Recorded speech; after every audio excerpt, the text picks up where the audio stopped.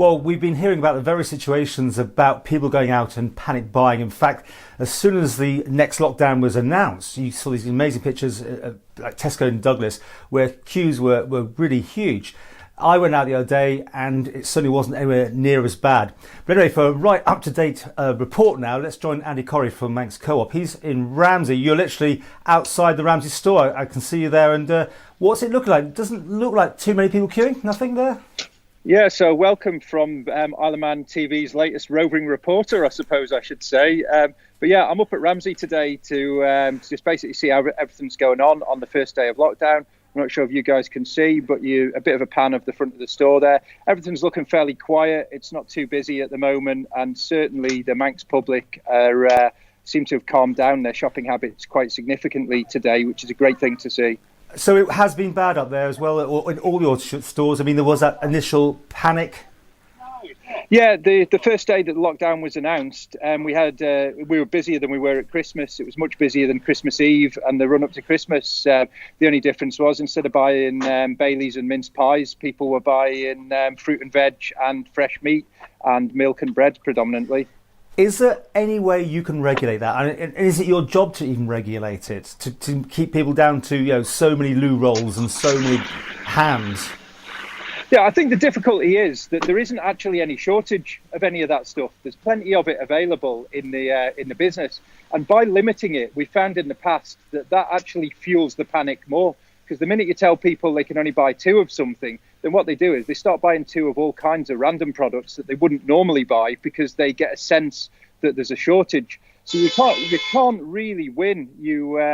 Sorry, a horn beeping there. You can't really win. There's if you don't regulate it, the shelves empty. If you do regulate, the shelves still empty. The best way to regulate it is the consumers not coming out and going crazy with their shopping in the first place. That's by far the best way. But the good news is that all the major retailers have got stacks more stock on the way because there is no shortage in the business. So we're all going to have our shelves absolutely bulging by the end of the weekend. There's certainly no problem with availability of product in our supply chains. Right, I know you're going to start walking through. So while we do that, I want to run the pictures we did in March this year, which was just at your distribution centre.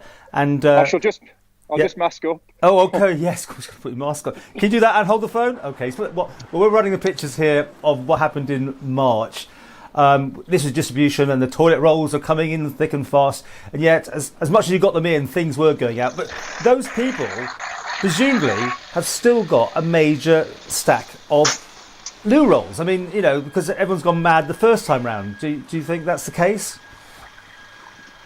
I suppose it depends on their toilet habits to a large extent. Well, not just the loo roll, but everything else that they might have bought, all their dried pasta and that sort of thing, probably not really used it.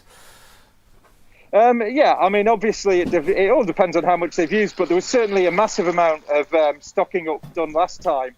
And I think people came to realise that it wasn't really a necessary part of what they needed to get them through the crisis.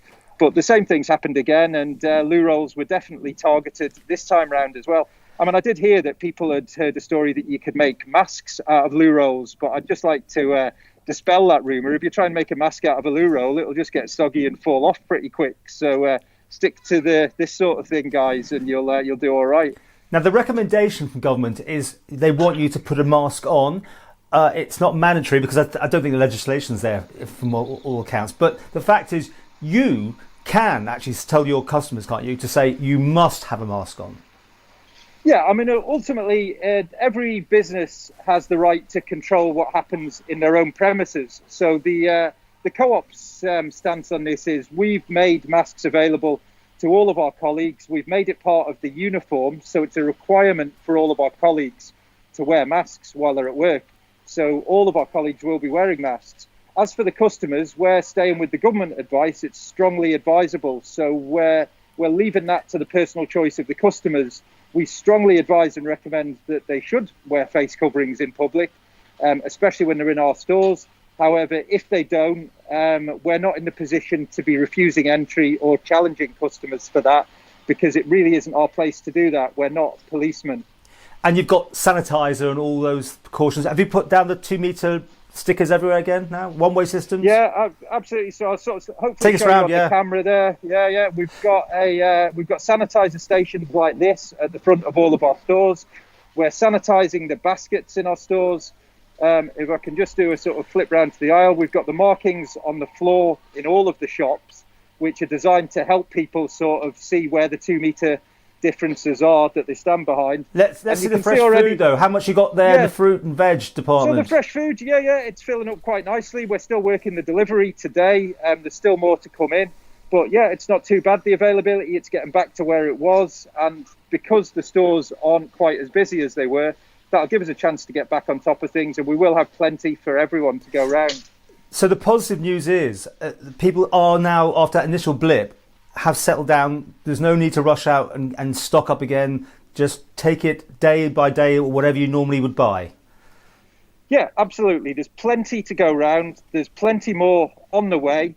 And there's no need for anyone to shop in a way that's going to deprive others of the ability to buy those goods. Well, I can see from the pictures there seems to be a fair amount of stock in there. And that's the thing, isn't it? When people see an empty shelf, as we were discussing just about buying, they immediately think they better buy that last one that's sitting there, even if they never want it.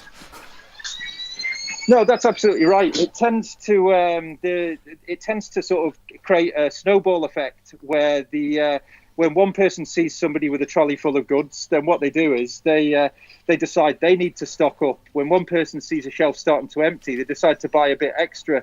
So it kind of it removes confidence in the shoppers to see that happening. So and look, the worst thing is the people who are most badly affected by this are those that are on limited incomes, those that are vulnerable, and those that have limited opportunity to go out and stock up. They're always the ones that lose out. So for every person that fills their cupboard with more than they need, there's generally somebody else in a more vulnerable position than them who's going to lose out as a result of that. So it's quite selfish behaviour in a way. Have you reintroduced the special times of day for NHS or vulnerable people? Yes, we have. So we've allocated a time slot of 9 to 10 a.m. every day in every one of our stores, specifically for elderly and vulnerable people. Now, this time we haven't made any special arrangements for emergency services workers, other key workers, etc. And we did do that at the last lockdown, and it wasn't widely used in the stores, in honesty. So we've stuck to the elderly and vulnerable. On that point, though, I mean, one of the things that I would sort of ask of all of the people of the Isle of Man is that elderly and vulnerable people can't always get out to shop between 9 and 10 in the morning. So if you see somebody joining the queue who you feel perhaps shouldn't be queuing up, maybe somebody who's a bit unsteady on their feet, someone who's old, someone who looks like they're quite poorly, etc., then I would ask the great people of the Isle of Man to usher them to the front of the queue and let them go in first, because the younger, more able-bodied people are more able to stand in a queue for longer periods than perhaps some of the more disadvantaged in our community. So everyone, please just look after each other is what I would say on that front. And certainly my colleagues who are on the doors of the stores will be doing exactly the same thing. They'll be keeping their eye open for people who are in that situation and ushering them to the front. And what I would ask is that the other people in the queue, please don't give them a hard time for that, because what they're trying to do is look after those who need to be looked after. How are you working with government? I mean, did you know much about this before it happened? Did you have a chance to order extra stocks that first day, or were you taken by surprise, like everyone else, exactly when it was happening? I think in answer to the first question, no, we weren't given any advance notice from the government. We found out at the same time as everyone else. And what I would say is, as retailers in general, we're problem solvers, and we try to anticipate problems. So I suspected this was going to happen literally as soon as the last lockdown ended. I've been getting ready for the next lockdown, which we had everything ready to go. We had all the stickers for the floors, we had the masks, we had the visors, we had everything ready, because I had a feeling that we'd need it again at some point. So when the announcement came, I mean, the only thing that we couldn't really deal with in a hurry was the stock on the shelves. But everything else, that's why we were able to turn around our response so quickly and rewind everything back to social distancing by the time we opened yesterday morning, because we could sort of see it coming. Is the honest answer. We do work with government in as a group of food retailers. We've got a couple of civil servants who we report into from Department of Enterprise and DEFRA, and they give us information. But generally speaking, And it might sound a little bit contentious, but if we always waited for the government to tell us what to do, we might have quite a long wait on our hands. So we do tend to take matters into our own hands to do the right thing, rather than always being waiting to be told what the right thing is to do. Well, to finally talk about Ramsey, because that's where you are at the minute. I mean, is one of the hot spots with this latest outbreak. Have you noticed everyone is wearing masks that come into your store in general? What's it been like? Yeah, I think in general, the vast majority of our customers are wearing masks or face coverings of some description. I mean, it's important to note that it doesn't have to be a surgical mask. It can be a reusable mask. It could be a scarf or a buff type item. Any sort of face covering that covers the nose and mouth is very good at preventing the spread of the virus. But yeah, not just in Ramsey. I mean, I visited all 10 of my stores yesterday, and everywhere I went, I was seeing a very, very good compliance to social distancing, a very, very good compliance to the wearing of masks. And look, I think the good old Manx public, as a unit, will unite and we'll get through this. And let's hope we can get everything back to normal in 21 days.